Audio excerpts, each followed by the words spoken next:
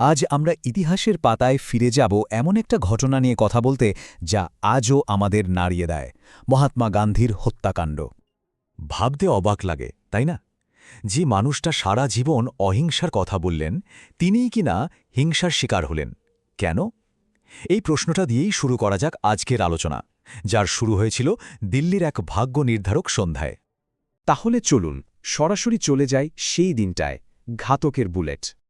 দিনটা ছিল ৩০শে জানুয়ারি ১৯৪৮, দিল্লির বিড়লা হাউস।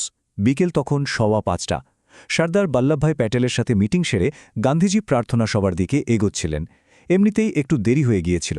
ঠিক তার পরের মিনিটেই তার দুই নাতুনি মনু আর আভার কাঁধে ভর দিয়ে তিনি যখন প্রার্থনাস্থলের দিকে যাচ্ছিলেন, ঠিক তখনই মানে ৫:১৭ ভিড় থেকে একজন বেরিয়ে আসে, নাথুরাম গডসে। সে প্রথমে প্রণাম করার ভান করল আর তারপরেই একটা বেরেটা পিস্তল থেকে পরপর ৩টে গুলি চালাল। ব্যাস কয়েকটা মুহূর্ত, আর ইতিহাসটা চিরদিনের জন্য বদলে গেল। শোনা যায় গান্ধীজির শেষ কথা ছিল, হে রাম। সবচেয়ে অবাক করার মতো ব্যাপার কি জানেন? হত্যাকারী নাথুরাম গডসে পালানোর চেষ্টাই করেনি, তাকে সঙ্গে সঙ্গে ধরে ফেলা হয়। কিন্তু গল্পটা এখানে শেষ নয়, কারণ এটা তাকে মারার প্রথম চেষ্টা ছিল না। এর পেছনে ছিল এক গভীর ষড়যন্ত্র। ঠিক ১০ দিন আগে মানে ২০শে জানুয়ারি একটা চেষ্টা কিন্তু ব্যর্থ হয়েছিল। পরিকল্পনাটা ছিল এরকম: প্রথমে মদনলাল পাহোয়া একটা বোমা ফেলে গণ্ডগোল তৈরি করবে, আর সেই হট্টগোলের সুযোগে দিগম্বর বাগরের কাজ ছিল গান্ধীজিকে গুলি করা। কিন্তু প্ল্যানটা ভেস্তে যায়, বাগরে শেষ মুহূর্তে ভয় পেয়ে যায় আর পাহোয়া ধরা পড়ে যায়। আর এই ব্যর্থতার পরেই গডসে ঠিক করে কাজটা তাকে একাই করতে হবে। তো প্রশ্নটা হলো, কে এই নাথুরাম গডসে? কিভাবেই বা গান্ধীর একসময়ের অনুসারী তার হত্যাকারী হয়ে উঠল? গডসের জন্ম ১৯১০ সালে এক মারাঠি ব্রাহ্মণ পরিবারে।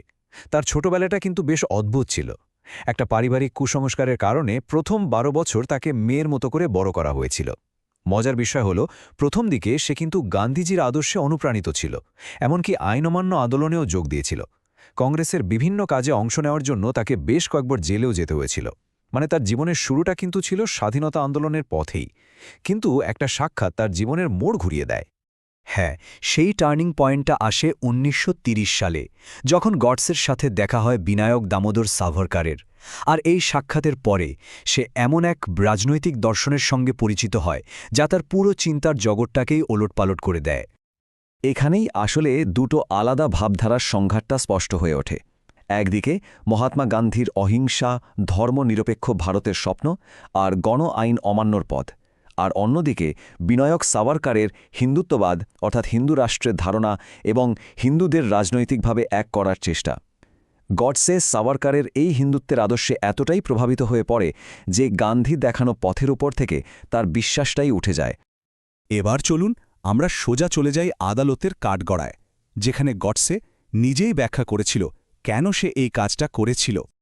আদালতে গডসে নিজের হয়ে নিজেই সওয়াল করে, আর সেখানে সে তার কাজের সপক্ষে ৯৩ পৃষ্ঠার এক লম্বা বয়ান দেয়। সে কিন্তু নিজেকে নির্দোষ প্রমাণ করার চেষ্টা করেনি, বরং সে চেয়েছিল আদালত এবং গোটা দুনিয়া জানুক ঠিক কী কারণে সে গান্ধীকে হত্যা করেছে। তো কি ছিল তার মূল যুক্তিগুলো? প্রথমত, সে মনে করত কংগ্রেসের উপর গান্ধীজির একছত্র আধিপত্য ছিল। তিনি নাকি অন্য নেতাদের মতামতকে গুরুত্ব না দিয়ে একাই সব সিদ্ধান্ত নিতেন। দ্বিতীয়ত, গডসে গান্ধীর অহিংসা নীতির কড়া সমালোচক ছিল। তার যুক্তি ছিল, ব্রিটিশদের মতো শক্তির বিরুদ্ধে অহিংসা কাজ করে না। এমনকি সে শ্রীরাম বা শ্রীকৃষ্ণের মতো পৌরাণিক চরিত্রের উদাহরণ দিয়ে বলে যে তারাও প্রয়োজনে হিংসার আশ্রয় নিয়েছিলেন।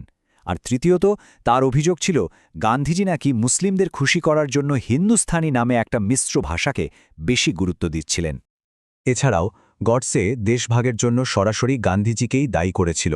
তবে তার বয়ান অনুযায়ী সবচেয়ে বড় কারণ বা শেষ আঘাতটা ছিল অন্য কিছু।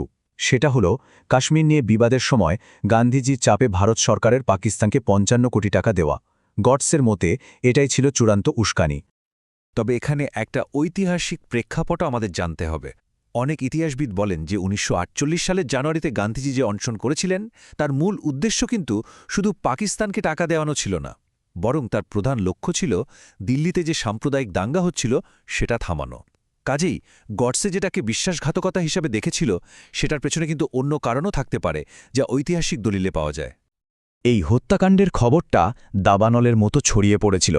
বিশ্বজুড়ে তোলপাড় শুরু হয়ে যায় আর খুব দ্রুত বিচার প্রক্রিয়াও শুরু হয়। দিল্লির লালকেল্লায় বিশেষ আদালতে বিচার হয়। রায় যা দাঁড়ায় তা হল নাথুরাম গডসে আর তার প্রধান সঙ্গী নারায়ণ আপ্টের মৃত্যুদণ্ড হয়। বাকি ৬ জন ষড়যন্ত্রকারীর হয় যাবজ্জীবন কারাদণ্ড। তবে বিনায়ক সাওয়ারকারকে প্রমাণের অভাবে খালাস করে দেওয়া হয়।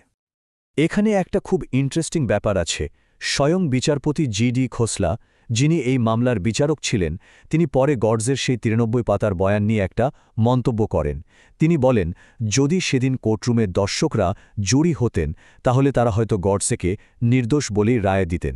ভাবুন একবার কতটা জোরালো ছিল গডসের সেই বক্তব্য। একদিকে যখন বিচার চলছিল, অন্যদিকে তখন শোকে ভাসছিল গোটা দেশ। ৩১ জানুয়ারি 1948 রাজঘাটে গান্ধীজির শেষকৃত্য সম্পন্ন হয়। আর সেই শবযাত্রায় কত লোক হয়েছিল জানেন? আনুমানিক প্রায় ২০ লক্ষ মানুষ। গোটা দেশ যেন ভেঙে পড়েছিল তাদের জাতির জনককে শেষ বিদায় জানাতে। তাহলে পুরো ঘটনা প্রবাহটা যদি আমরা একবার দেখিনি, ৩০ জানুয়ারি ১৯৪৮ গান্ধীকে হত্যা করা হলো। ঠিক তার পরের দিন ৩১ জানুয়ারি রাজঘাটে তার শেষকৃত্য। এরপর ৮ই নভেম্বর ১৯৪৮ গডসে আদালতে তার সে বিখ্যাত ৯৩ পৃষ্ঠার বয়ান পেশ করে। আর ঠিক তার প্রায় ১ বছর পর ১৫ই নভেম্বর ১৯৪৯ আম্বালা জেলে নাথুরাম গডসে আর নারায়ণ আপ্টের ফাঁসি কার্যকর করা হয়। এভাবেই এই মর্মান্তিক ঘটনার আইনি পর্বের সমাপ্তি ঘটে। কিন্তু আইনিভাবে শেষ হলেও এই ঘটনাটা এমন কিছু প্রশ্ন তুলে দিয়ে গেছে যা আজও আধুনিক ভারতের সমানভাবে প্রাসঙ্গিক। আসলে মহাত্মা গান্ধীর হত্যাকাণ্ড তো শুধু একজন মানুষকে খুন করা ছিল না, এটা ছিল একটা আদর্শের ওপর আক্রমণ। ভারতের আত্মা ঠিক কেমন হবে তা নিয়ে দুটো ভিন্ন দৃষ্টিভঙ্গির মধ্যে একটা ভয়ঙ্কর সংঘাত।